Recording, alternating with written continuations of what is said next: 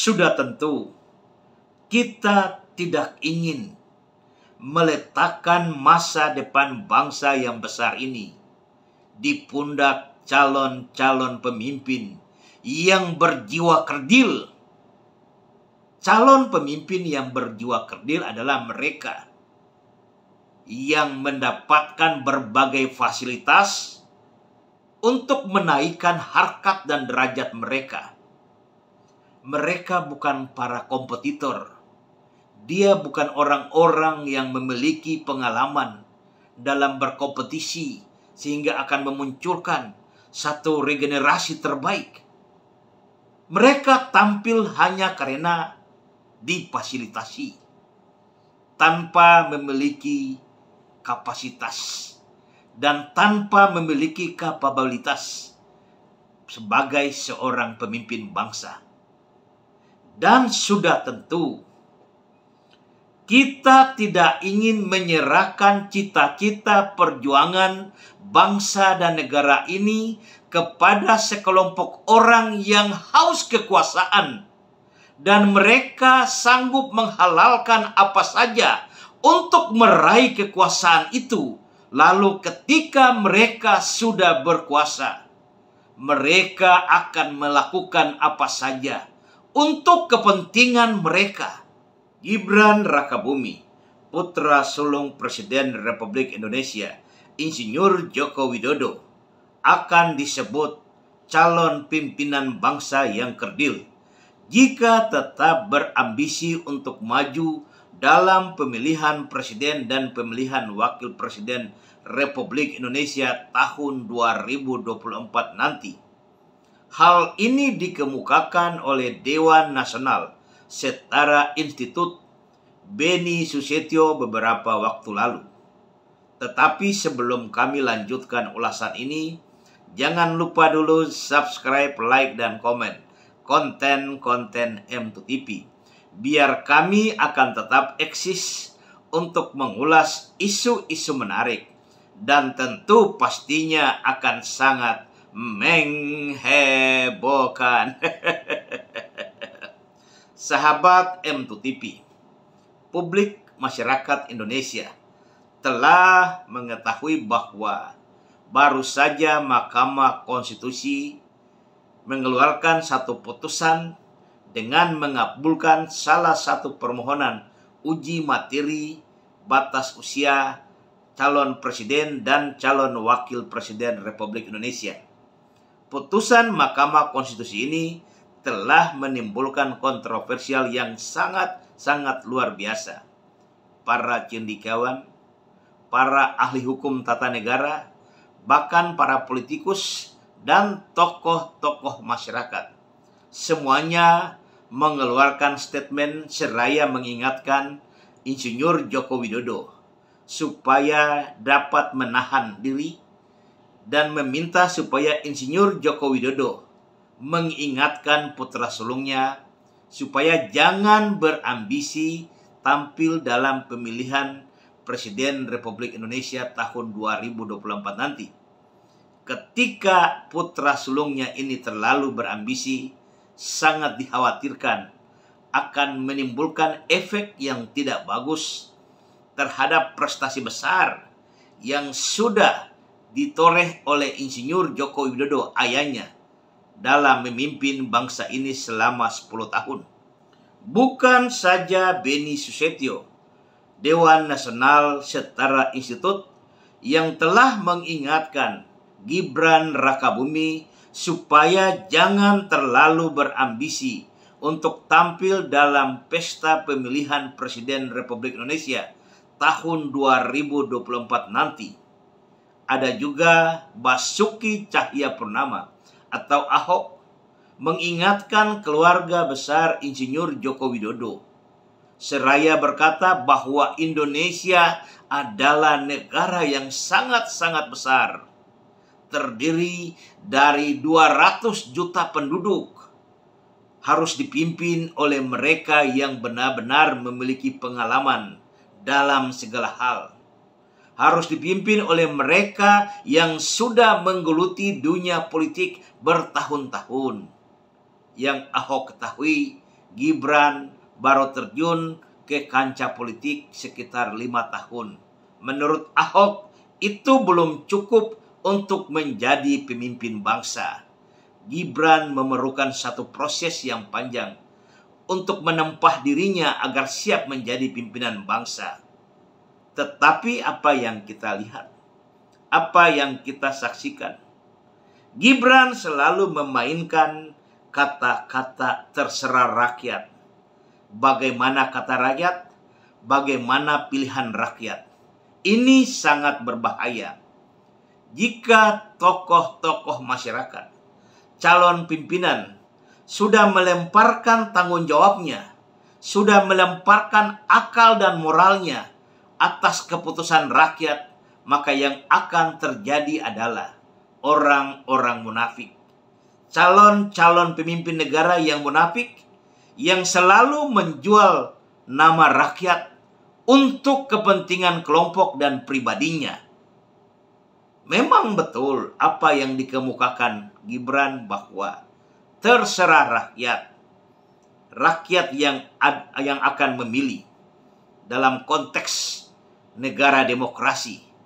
Tetapi ketika Gibran ataupun keluarganya menggunakan akal dan menggunakan norma-norma serta etika dalam membangun komunikasi politik, maka tentu dia harus punya satu pilihan yang tegas. Dia harus membuat satu keputusan yang pasti supaya tidak menjual nama rakyat. Dan yang sangat disayangkan sekali, ketika di dalam koalisi Indonesia Maju yang telah sepakat untuk mengusung Prabowo Subianto sebagai calon presiden Republik Indonesia, ada partai-partai yang harus diakui sudah sangat senior dan memiliki banyak pengalaman tentang politik. Di sana ada Partai Golkar, ada Partai Amanah Nasional, ada Partai Bulan Bintang. Sepertinya tidak masuk di akal jika tokoh-tokoh seperti Airlangga Hartarto, Yusril Issa Mahendra, Zulkifli Hasan bisa disingkirkan dengan kehadiran Gibran Rakabumi. Karena yang publik mengetahui, Gibran ini tampil hanya karena dia seorang anak presiden.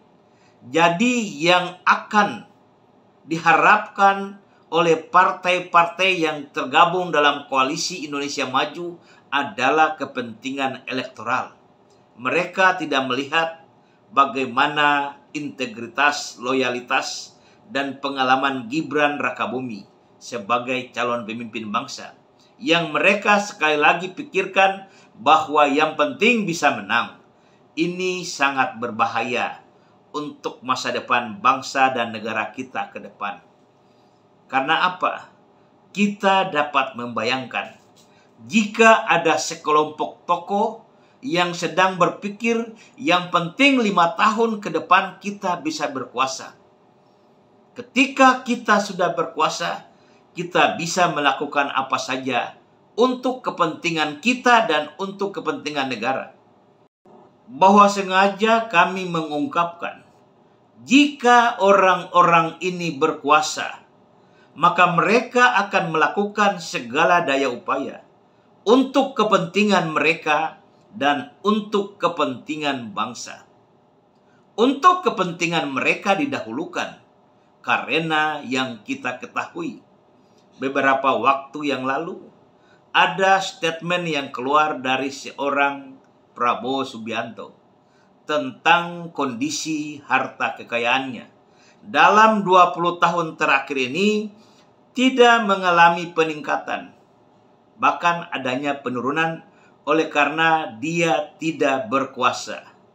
Ini adalah satu ungkapan yang jujur keluar dari mulut Prabowo Subianto. Artinya, ketika mereka akan berkuasa, yang akan didahulukan adalah bagaimana mengelola potensi kekayaan bangsa dan negara ini untuk meningkatkan pundi-pundi kekayaan mereka. Lalu kepentingan bangsa, kepentingan rakyat, apa yang akan dilakukan oleh mereka? Mereka akan memainkan strategi bagaimana caranya menjaga harga-harga barang. Bagaimana caranya menjaga stabilitas keamanan. Di balik daripada itu, mereka merampok harta dan kekayaan bangsa ini.